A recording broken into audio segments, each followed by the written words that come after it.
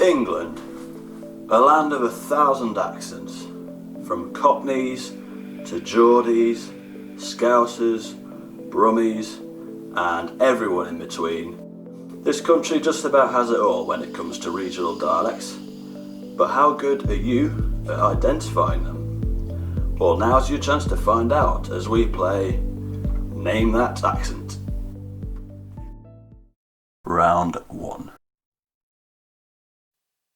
Back then, they were long, but the coaches were luxurious. You know, you had tables on, there was kitchen, you know, a little kitchen area, there's a toilet. So it wasn't as if you were sat, you know, just cramped for 6 hours. You could walk around on the coach, you could have a game of cards, you could, you know, watch the televisions. It was not necessarily iPads and, you know, things like that. But you still interacted. Yeah, that's the thing. But then you speak to your teammates, which I think is the most important. You see players now when they get off coaches, everybody seems to have headphones on. The biggest ones as well. And don't want to speak to anybody. You know, that was never the case when I was there. You were always talking to people all the time when you came off, whether you're talking about the game or whether you're talking about something else. But it was very rarely this like solitude. Round 2. I'm playing a romantic lead. I've never been a romantic lead. Even when I was 20. You know, I'm either the comic or the bad guy, you know. And so I read it and he said, no. He said, no, Alan would love you to do it. He said, he'd rewrite it. So really we've made everybody older. I could see this being played by Robson Green or somebody, you know, if it was a younger cast. But they just wanted me to play it. And it's a fantastic part. It was something that frightened me as well because, you know, initially I'd just been doing television and stuff, going from one little job to the next job that I can do stand on my head, you know, I've done for years. And I needed something to really, really test me, to get me out of bed, you know, to have a challenge, a spiritual challenge. Round 3. Well, I discovered rock music really when the Beatles arrived. I mean, because of my 3 brothers, they loved Elvis and Buddy Holly and Eddie Cochran. My sisters loved Cliff. So, and that really wasn't my kind of music. And then as soon as I heard the Beatles, it was like, oh God, at last somebody's speaking for me. Brilliant. And they had funny accents like me, the Beatles, and it just felt like that this is my kind of band, you know, from Liverpool, not London. Yeah. And I really associated with them. And at the time I was going to grammar school, and my mum and dad were expecting me to become an accountant. Round 4. It's not right. It shouldn't be decided on an official. Last week against Stoke wasn't good enough.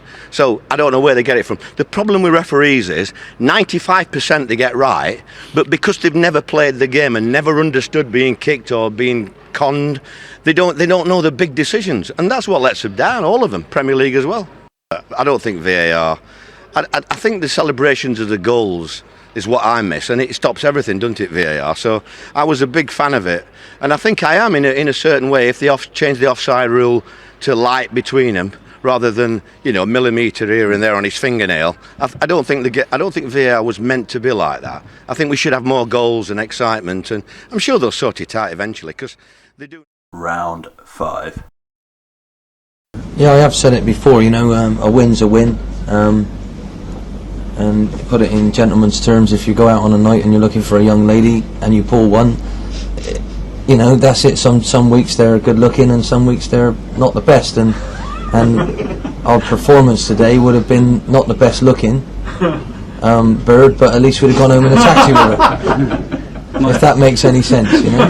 None at all, but it sounds great. It certainly does. She wasn't the best looking lady we've ended up taking home, but she was very pleasant, very nice, and thanks very much, let's have a coffee. A win is a bird and we take her home at the end of the day. We want a better looking one than that if we can, but if not, we'll take her home anyway. Round 6. To be honest, I never went out looking for trouble, which you should never do, and I never really mixed in troublesome environments, but I grew up in pubs from the age of about 14, 15, so I was fighting quite a lot in pubs.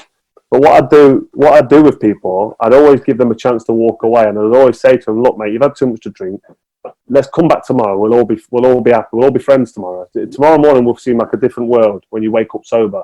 And every now and again, someone to take me advice, Most of the time people take my advice. Every now and again someone would say, who are you telling me? Because I was only like 17, 18 years old. I was like 6 foot and about 11 stone. I was doing like middleweight and I was skinny and I didn't look like much.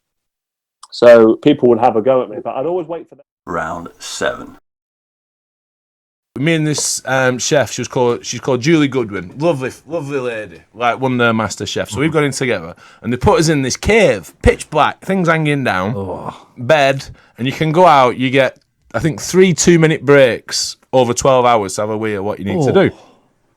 So I'm in there, and I don't like the dark, so I'm a bit on edge. The first night I was expecting it maybe, and then through the night they kept opening the roof, thinking they're going to drop bugs in. But they didn't drop anything. But it just played on your mind. Yeah. Oh, really? That was worse. I did all the challenges where I got in a box with rats and they dumped and I had to put my head in things and I ate anything and everything and jumped out of helicopters and messed about. And that was fine. Round 8. They're the ones that give you the adrenaline and you want to perform from them. At the end of the day, they pay the money. You want to go up there and try to do your best, for the people who pay the money. I got to a stage in the match there when I was off the first set and they were still cheering my name and I thought, right, yes, that's all going on behind me. I've got to focus now on what's in front of me. And you try to switch off to some extent. It's like my kids, when we start doing your heading, you try to kind of switch off. Not like the crowd have done my heading, but it's like you get to a point, as a parent, everybody out there will know what I mean. Where sometimes you just have to try, just switch your mind off and just focus on what you're trying to do. Cheers and congratulations. Round 9. Exactly the same as you, Rob. I love socialising as much as anyone, but sometimes it's nice to just come home, shut the door, switch off from everything, switch your phone off, don't need to speak to anyone and just crash on the sofa, as you say, in your slobs. But yeah, I mean, I sort of still have to pinch myself to today because, I mean, you look at the council house I brought up with my dad, you probably couldn't swing a cat round in it. And now all of a sudden I've got all this space and you think to yourself, it makes you realise how well you have done. It's not been as busy as what it was in previous years, but as far as the downtime, it's been great, just not doing anything. I've started playing a bit more golf. I'm still as bad as what I was at the start when I was playing it, but it's been nice. Probably not so nice for Vicky because she thought I've got a bit of downtime and I'm going to spend a lot of time here, and I've been probably on the go. I've probably been away just as much as what I have done when the season's on. Round 10.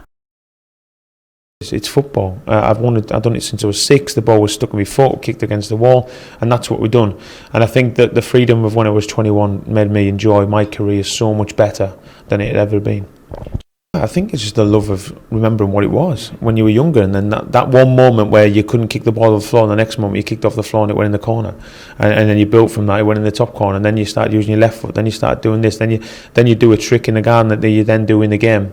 And I think that's the biggest thing. It doesn't matter what level you play at. It doesn't matter if you play Sunday morning, if you don't play football at all, if you're like kicking about in the garden, if you're in the Premier League. The reason people play football and the reason people watch is because they love football. Just because you're not the excellence and you can't get there doesn't mean you can't enjoy football for what it is.